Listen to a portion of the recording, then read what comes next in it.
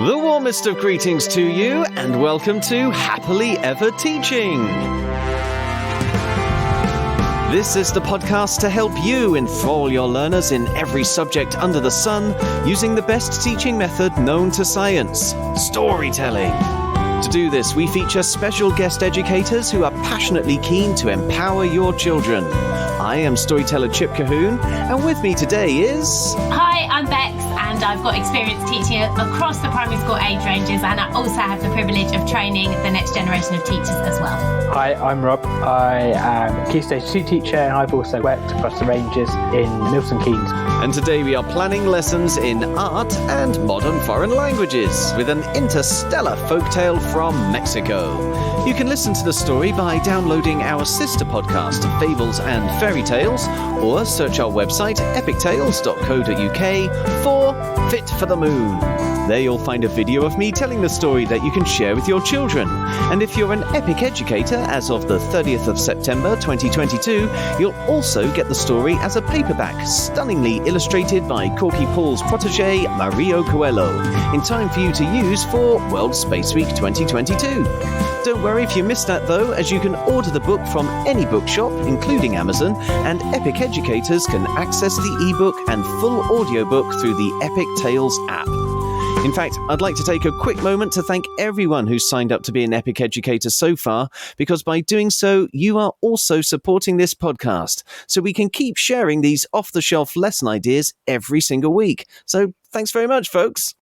Right now, though, let's continue our discussion with Bex and Rob here, and we are going to start at the lower end of the school to explore the art, which came from you, Bex. So for ages 4 to 7, what are you going to have them creating? I was thinking that it would be really, really nice for the children to look at different artists who've painted the various kind of scenes that means the sun is drawn to the planet Earth. So, for example, the forest, the mountains, the sea and the beach. Just to give you some ideas of artists, like Henry Rousseau, he painted lots of jungle scenes. So it might be good to look at him as a painter, like the fact that he uses paints, or are they oil paints, like discussing him as an artist, looking at some of his work and then getting the children to reproduce it. And you can do that in lots and lots of different ways. So you can just get them to kind of copy his painting, for example, one of his jungle paintings, look at it together, unpick it and get the children to copy it. Yeah. With your older children,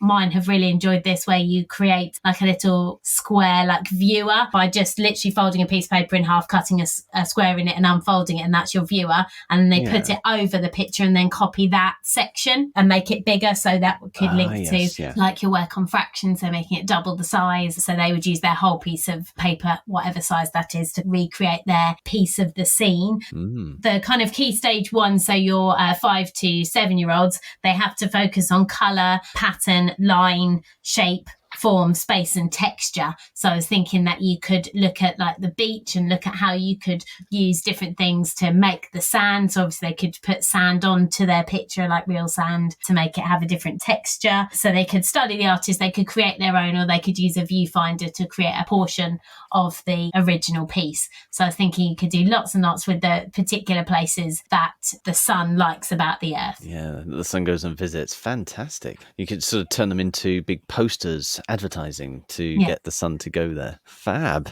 Well, so we've created all of these beautiful scenes with ages 4 to 7, but we're going to be starting to talk about them in lots of different languages, maybe, with ages 7 to 11. You've kept a form, Rob, and discovered some MFL for your age range. Where are you going to take us with this one? Well, my primary language, apart from English, that I speak is French. And I know that French is part of the Latin Romance family of languages.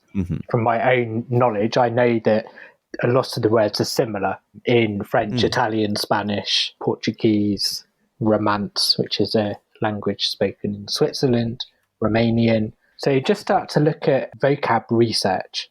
What is the French word for the sun and the moon? What is the German word for the sun and the moon? What is the... So you could go around all the countries in Europe. You could go further afield. You could say, what is it in Asian countries as well?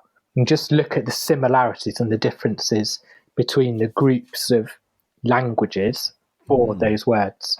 And then You could look at different words for the different planets as well, so different languages, words for them. How are they similar to the English? How are they different? I know that in French, Pluto is Pluton with an N at the end. Jupiter, so why is it je and not je? Things like that. Culturally and linguistically broaden horizons. Yeah. And these ideas really link together quite nicely, because you could literally pause the story at the moments where the sun is coming to visit one particular part of Earth. And those parts of Earth are going to be in different places around the Earth with different languages being spoken. So you could be making it a joint art MFL project by having your children create the poster or look at the art for that particular place, and then think about what the people on the Earth would be saying in response to the sun. Maybe even make their posters in the language of that particular part of the world. Something like, the sun's coming really close. Yes. What is, the sun is too close in French? Yeah, it's a Key Stage 2 activity, as you said, say 7 to 11, and you would probably need to use technology to help you research what the different words are. Yeah. Along with children in your class, if you've got children from different countries who speak other languages, use their knowledge as well, because it helps to broaden those understandings and helps in class as well. Yeah. And gives those particular children a sense of self-worth, knowing that they're contributing to everyone else's understanding. I've seen pictures of like a language tree where all of the languages, they've got links eventually, but it goes off in different branches, how they're all similar. So you could have a go at creating something like that for the different words for the sun. Oh, excellent. Yeah, English must be there as some sort of apple, right, on the tree that loads of different branches are feeding into. I mean, English is basically a magpie language, isn't it? Oh, yes. Pick and choose all the good bits. That's all we have time for in this episode, folks. If you'd like to talk to us about anything you've heard in this podcast, or if there's a subject you are soon to teach that you'd like us to cover, you can find us on social media using @TeachHappily, or leave us a review using your favourite podcast app.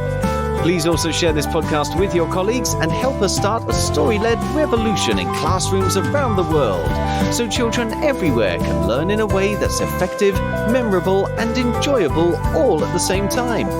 Tomorrow, the sun and the moon will help us get making with design and technology. But right now, it only remains for us to say cheerio, and we hope to hear your story soon. So, cheerio! And we hope to hear your story soon.